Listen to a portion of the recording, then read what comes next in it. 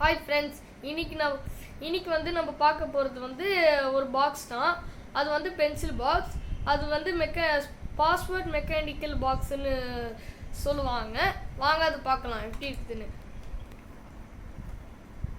இதான் என்னுடைய pencil box.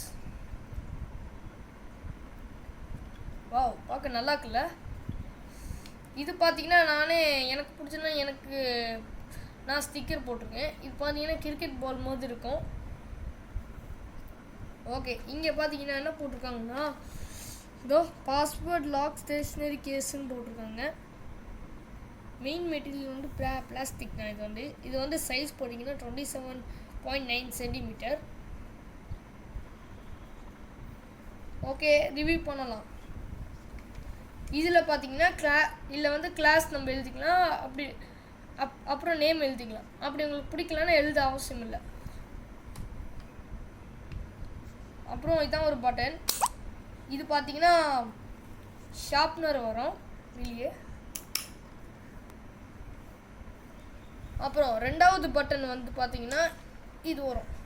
இங்கே ஒரு கம்பார்ட்மெண்ட் வரும். இதில் என்ன வேணாலும் நீங்கள் வச்சுக்கலாம், சின்னதாக. இந்த மூணாவது பட்டன் பார்ப்போமா? இதான் லாக் கோட். இதுக்குள்ளடா அந்த மூணாவது பட்டன் இருக்கும். இந்த லாக் கோடை யார்ட்டையும் சொல்லக்கூடாது. அப்படி நீங்கள் சொன்னீங்கன்னா திருட்டு போக வாய்ப்பு இருக்குது கண்டிப்பாக. அதுக்கிட்ட இந்த மாதிரி பாக்ஸை நாங்கள் வாங்கியிருக்கோம். அதனால் தயவுசெய்து இந்த பாஸ்வேர்டை யார்ட்டையும் சொல்லாதீங்க. ஓகே, வாங்க ஓப்பன் பண்ணி பார்க்கலாம்.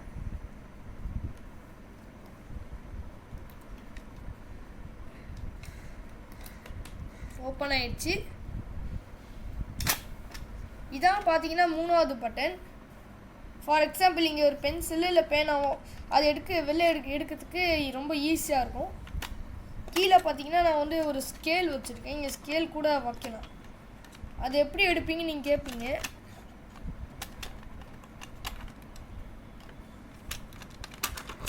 இதோ எடுத்துட்டேன் பார்த்தீங்களா, ஸ்கேல் வெளில எடுத்துட்டேன். அப்படியே நான் திரும்ப உள்ளே போட்டுருவேன். சரி, அப்புறமா உள்ளே போடலாம். இதான் இந்த மூணாவது பட்டன். இப்போ இந்த நாலாவது பட்டனே பார்க்கலாம். நாலாவது பட்டன் பார்த்தீங்கன்னா இங்கே ஒரு கம்பார்ட்மெண்ட் சின்னதாக எதுவுன்னா வச்சுக்கலாம்.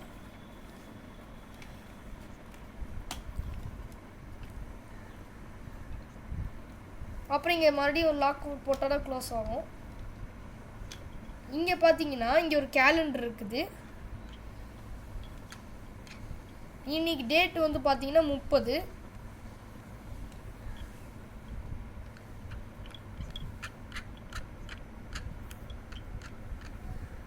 இதான் கரெக்டான கேலண்டர்னு நினைக்கிறேன். இதான் கரெக்டு. அடுத்தது பின்னாடி பக்கம் அப்படி இதுன்னு பார்ப்போம். இங்கே எவ்வளோ பேனா வேணால் வைக்கலாம். இங்கே பார்த்தீங்கன்னா டேபிள்ஸ் இருக்குது. அதே மாதிரி இங்கே பார்த்தீங்கன்னா ஒயிட் போர்டு இருக்குது. ஆக்சுவலி இதில் உங்களுக்கு மார்க் இருந்துச்சுன்னா நீங்கள் உங்கள் பேர் எழுதிக்கலாம். அப்போ நல்லா ப்ரொடெக்டிவாக இருக்கும் இந்த பாக்ஸு. அப்போ யாராச்சும் இந்த பாக்ஸை திருடினாலும் இந்த பாஸ்வேர்டை ஓப்பன் பண்ணி கூட கண்டுபிடிச்சிடலாம். ஆக்சுவலி இது நான் நிறைய யூஸ் பண்ணனால கொஞ்சம் அப்படி தான் தெரியும். நான் யூஸ் பண்ணனால. இங்கே நீங்கள் டைம் டேபிள் எழுதி போட்டுக்கலாம். ஆனால் அந்த பேப்பர் அதை நான் எடுத்துட்டேன் இல்லை. உங்களுக்கு வேணும்னா டைம் டேபிள் எழுதிக்கலாம், ஒன்றும் பிரச்சனை இல்லை. ஸோ அவ்வளோனா கைஸ் இந்த வீடியோ. ஸோ மறக்காமல் லைக் பண்ணுங்கள், சப்ஸ்கிரைப் பண்ணுங்கள், கமெண்ட்